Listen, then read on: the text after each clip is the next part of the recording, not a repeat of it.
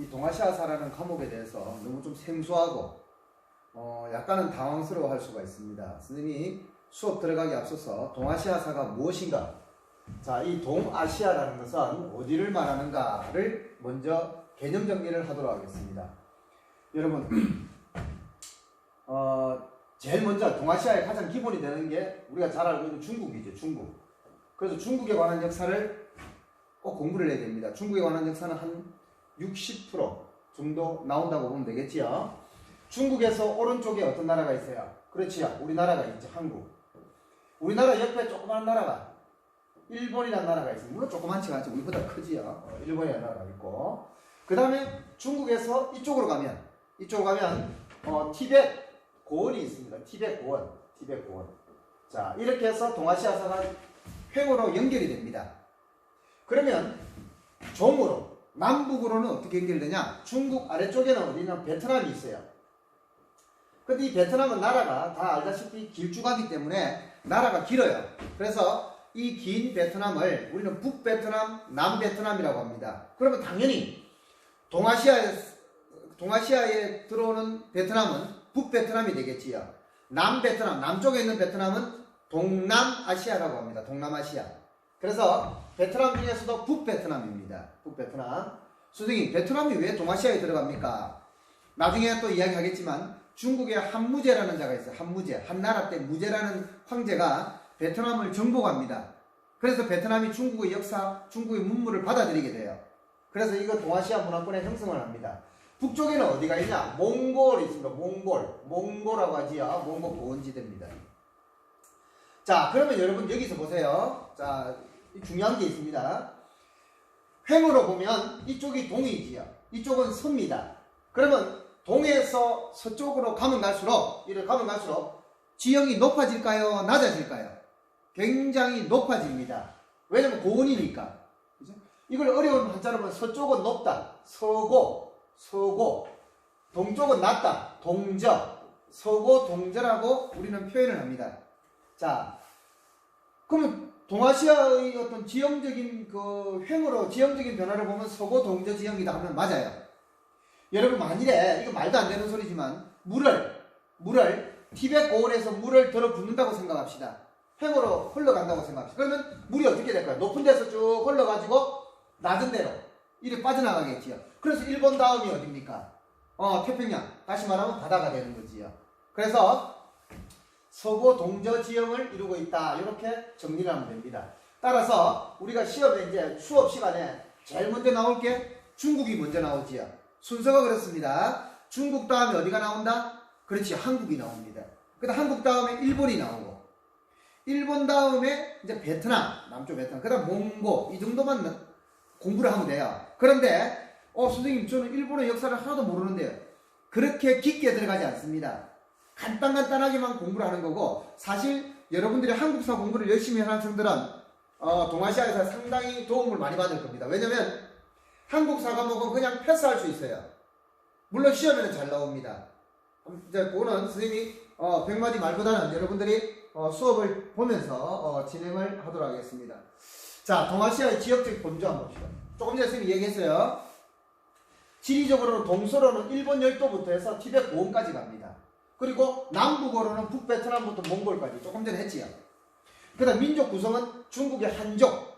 이거 우리나라 한민족이 아닙니다. 중국의 오리지널 민족을 한족이라고 합니다. 그 다음 흉노, 티벳 쭉 오랑캐들이 있지요.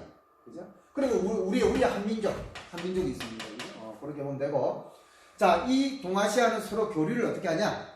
육로와 해로를 통해서 서로 교류한다. 이렇게 보면 되겠습니다. 자, 지형 분포를 한번 볼까요? 아까 선생님 뭐랬어요? 서쪽은 무슨 고원? 티벳 고원. 그래서 티벳 고원을 중심으로 북동남쪽으로 낮아지는 부채꼴 모양입니다. 조금 요거를 그림을 그려보면 이렇게 되지. 이렇게. 이런 지형입니다. 이런 지형. 부채꼴. 여기가 티벳 고원입니다. 고원지대에서 이렇게 쭉 가면 갈수록 이렇게 지형이 낮아지는 부채꼴 모양으로 이루어져 있다. 자, 여러분, 뭐 당연히 고원이니까 여기 농사가 지을 수가 없지요. 농사 지을 수가 없습니다. 그래서 고원지역은 농사를 짓기가 상당히 좀 어렵다. 이렇게 정리를 하면 되겠습니다. 조금 어두우니까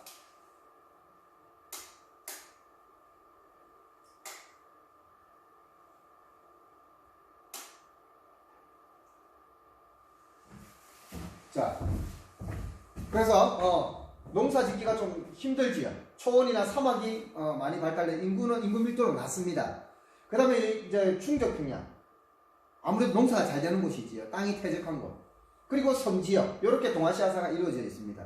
선생님, 요거를 갖다 그냥 이야기식으로 여러분들하고 하는 것보다는 요걸 잠깐 뒤에를 좀 봅시다. 이 지도를 잠깐 보세요. 여기 이제 수능에도 나오고 학교 시험에도 나옵니다. 자, 동아시아는 4개의 구역으로 나눕니다. 이건 신남영이가 나누는 게 아니고 동아시아사를 공부하는 역사학자들이 구역을 나누는 겁니다. 여기 보다시피 1구역부터 4구역까지 나눠놨어요. 대충 까면 돼요.